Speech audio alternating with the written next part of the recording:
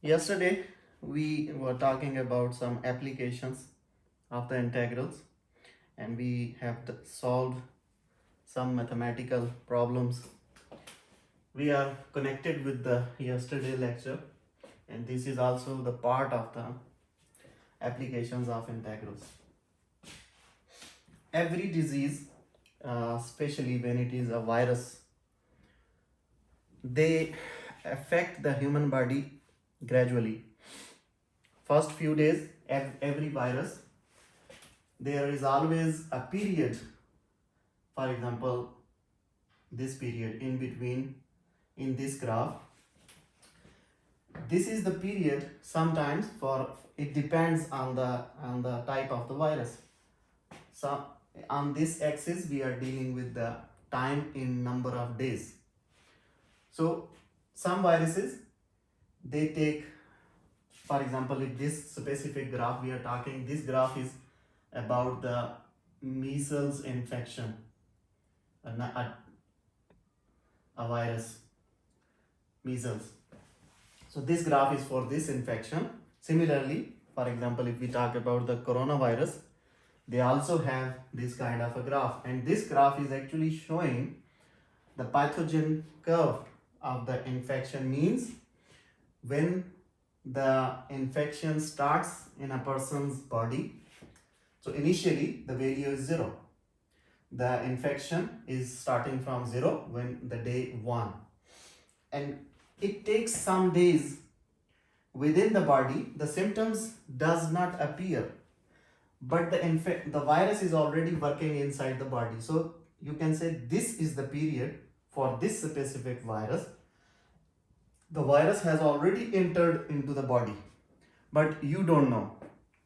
So in this span of the time, the virus is inside body, it is growing, but the patient, he does not know that he is infected with this specific type of virus.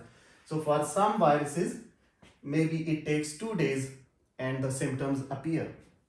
You start coughing. For some virus, it may take 10 days when then the symptoms appear. So for this specific virus, it usually takes 10 to 11 days to build strongly inside the body, and during these 10 to 11 days you don't know that this virus is inside your body. After this slot, in between this and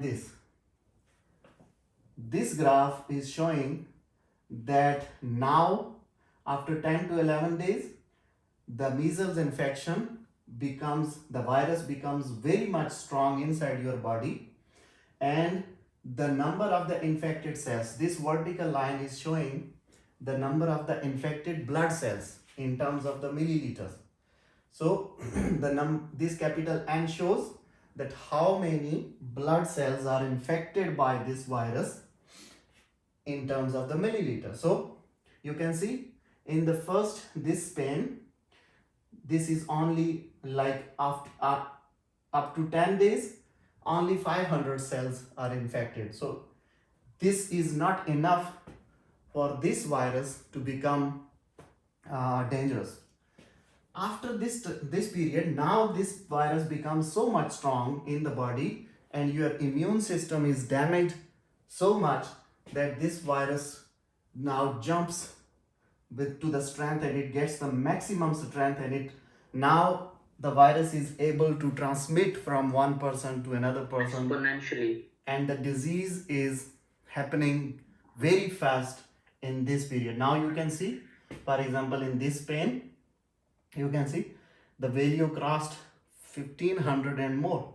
So it means the number of infected cells after 10 days start gradually. Now when they appear, definitely a person will do some treatment, they will do something to rebuild the immune system, and when this treatment is done, getting the peak value from day 11 to day 17, the medicine works, and like it takes 5 to 6 days to rebuild the immune system, to strengthen back the immune system, and after 5 to 6 days the immune system is now strong enough to prevent this virus, and gradually Now this is no more a dangerous zone. After these days, number of days, the virus becomes almost dead, and your immune system feel fine. Your immune system is strong enough to stop the virus, and after this, gradually after few days, it totally disappears and this disease is recovered. This graph specifically for this infection is generated by this function. This function somebody has already developed for this virus, and this function we use to draw this curve. Now the question is, you already know this whole graph, and I have also written the theory inside the question, inside this in lecture notes. Suppose f of t, this function represent this graph, is the function represented in the graph, and infection starts at t1 equals to 10. So he says from day 1 to day 10, the virus is not dangerous, no infection appears, no symptom appears actually. So the problem starts when you are at day number 10. So your t1, this line is representing the time axis. So your t1, the first value is 10, and the virus, the infection ends on t2 approximately equal to 18. This point, the number day number 18, this disease is recovered. Like the virus is almost dead, and after that 2-3 days you will get recovered. What are the corresponding concentrations for these two values? The first part is very simple, and you can calculate the concentration. How can you calculate the concentration? I mean, I want to know the value of the function at t1. What should I do?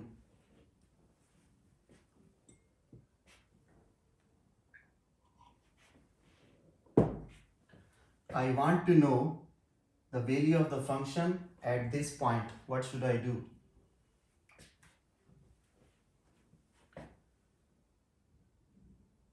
I want to know f of t1. Means I want to know f of 10. Means wherever there is a t in the function, replace it with 10. It becomes minus 10 into 10 minus 21 into 10 plus 1. And the answer is... You asked very simple thing and I was taking it very complicated. Yeah. Cells per milliliter. So, at the day number 10, 1210 cells, 10 cells per milliliter are infected your blood cells. Now, this is what? This f of t1 is what? Every value on this axis is your f of t.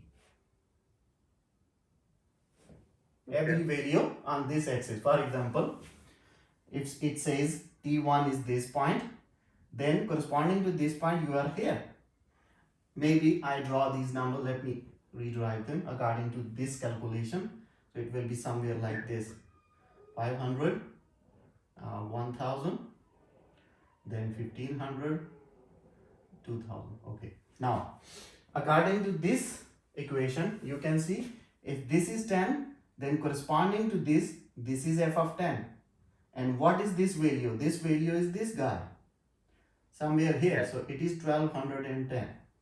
So corresponding to this, the concentration N is 1210. That's what was the question. What is the concentration N for this number? And to find the concentration, you know the function. Similarly, the second part, the question is, what are the corresponding concentrations on T1 and T2? I already find T1. This f of T1 means this is N. Similarly, f of T2 means f of 18, and you can plug in the value similar to that, and it is 1026 cells, 1026 cells per milliliter. It means at 18th day, the point is somewhere here below this point. This point corresponds to there, but this value is less than this one. It means it is somewhere here corresponding to 1000, like this. So this first part, very easy. You don't need to draw these things. You don't need to do this. This is just an explanation. Your job is to find these numbers, and you done. This first part, okay, no problem. Now the complicated thing is the second part. The second part demands that the level of infectiousness is the area. Now I told you that the problem is only in between this region. Suppose these are A and B. Then the problem is appearing in between this region where the strength of the virus is so much. So this is the problematic area, and this is the region where the virus is strong enough to spread the disease. And the term infectiousness means this region, that this region is responsible to create the infectiousness. The level of infectiousness is the area between these two numbers. You can see. Now I'm going to remove these lines, and I'm not going to write F10. Now I'm going to write, I said this point is T1 and this point is T2, say 18. So I know T1 is 10, T2 is 18. So these are the 2 points, and the infectiousness is created by all this region. The area in this region is the problematic area. And what is the area? How to calculate? The area should be, if this is T1, the corresponding point is what? This is T1, F of T1, right? This point. Yes. Yes. If you want to locate, then the x-axis is T1, y-axis is F of T1 corresponding to it. Similarly, Yes. this point is x-axis is T2 and corresponding y-axis is F of T2. F of T2.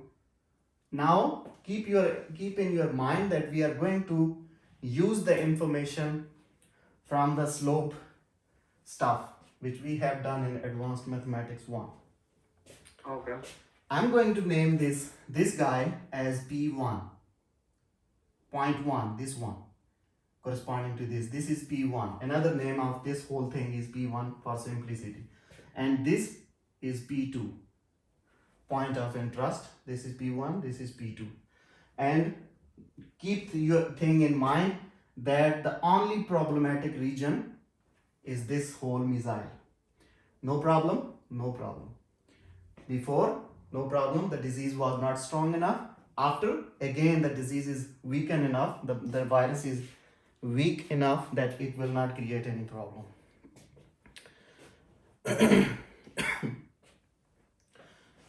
So these two are the points, and this on the vertical axis is, you know that this is N. Compute the level of infectiousness for this particular patient. So I know that if I want to calculate the level of infectiousness, it means I have to calculate the integral of this whole region. That's it. Because this is the region where the virus spread the disease. Before that, it was not spreading. After that, it is dead. It is not spreading. So, to calculate the level of infectiousness, I actually need to calculate area of this region. And to calculate the area of this region, I know that yesterday we said that if we want to calculate the area between the curves or area under the curve, we need to find the the top line yt and the bottom line yb. Remember? So that I can say Yes. that integral is from a to b yt minus yb d x or y, whatever it is. Yeah. So now, if you look at this graph, I told you that this curve is generated by this function. It means this curve is actually representing this equation. And I know that this curve is above everything. Whatever the other equation will be, whatever the other line or curve will be, and definitely that line is this one. So I have to find the curve, the function for this line or which is below, and the function corresponding to this, actually this line. I will tell you how this line. So if you look at this whole region, you can see this curve is always dominating. It is above everything. So it means this curve is actually corresponding to yt. It means I have one equation, the top equation yt, which is equal to f of t, which is equal to this, and if I multiply them together, the final version is minus t cube plus 20t square plus 21t. I simply multiplied these three factors together. So this is for sure given to me. This is the upper curve. Now my job is to find the lower line. Now you see, when the infection started up to this point, already the virus has reached number of cells, infected number of cells up to this point. So here you can say this region and up to this, if you connect them together, this region and this region up to this. These regions, if the virus stays below this line, then it is never dangerous. The problem started when the virus crossed this limit, number 1210, and now all this whole strength, was creating the problem. Again, when we used some medicine and the virus reached this level, after this level it become infectionless. So these values below this line were never a problem. It means I have to figure out this line. So this is the lower. Whatever this line will be, this will be the bottom curve. And this guy is the upper curve. And I know that this curve is calculated by this function. So I already know this equation. My job is to find the equation corresponding to this line. Now, stick to these 2 points, P1 and P2. And I have connected these 2 points, P1 and P2. So of course there is a slope in between these 2 lines. If it is a straight line, even if you calculate the slope, it will be 0. If it is not straight, if it is banded up or down, there will be a value for the slope. So I know how to calculate the slope. To calculate slope, I know the formula. Formula says that whatever function is given to you, put the second value minus the first value divided by second minus first. Do you remember? Okay, let me write to you in terms of y. We know that the slope formula was f of x2 minus f of x1 divided by x2 minus x1. Am I right? Yes.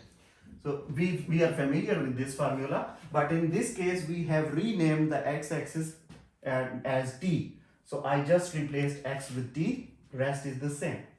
Now I know these values. I know t1 is 10, t2 is 18, f of t1 is corresponding value of t1, which was 1210, f of t2 corresponding to t2, I calculated it was 1000 something. I can put those values here. So this is the slope of this line, still I am in the halfway. I need the equation of this line. I don't only need the slope of this line, but to find an equation of a line, you need the slope of that line. So the first step, I am successful. I have found the slope of this line. Now I can use this slope to build the equation of this line.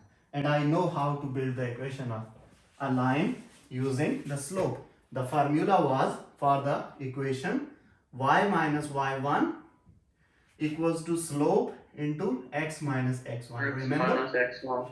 it will be y minus f of t1 equals to m into, I can rewrite this equation as, this y will be the bottom equation minus, I know this value, f of t1 1210 equals to, I know m, minus 23. I don't know t. T is the number of the days for this equation, and I know t1 is 10. So this is the data which will give me the below equation, the bottom equation in terms of t. Now when I multiply and do the simplifications, yb will be 1440. So this is the equation which represent this straight line from P1 to P2. Now I have an equation. Now I can assume this is the bottom curve and this curve is the upper curve. So I know both the curves yt and yb. I know a formula to calculate area in between these two curves. So this region is actually the region which creates the infectiousness. So the area for that specific region S will be, now integral will start from where? From T1 and finishes at T2. And in between, so A is T1, B is T2, you know that. Okay, Starting from T1 to T2, yt is this equation, minus T cube plus 20T square plus 21T minus yb. So this minus and this minus become plus 23t, and this will be minus 1440 into, of course, if the variable is t, so there will be a dt. Now when you simplify this, and you know that t1 was 10, so it is 10, t2 was 18, so it is 18. Now this is a very simple integral which involves the power rule. You can separately apply, and the answer will be 1877. This is the area of that part. This whole guy means this.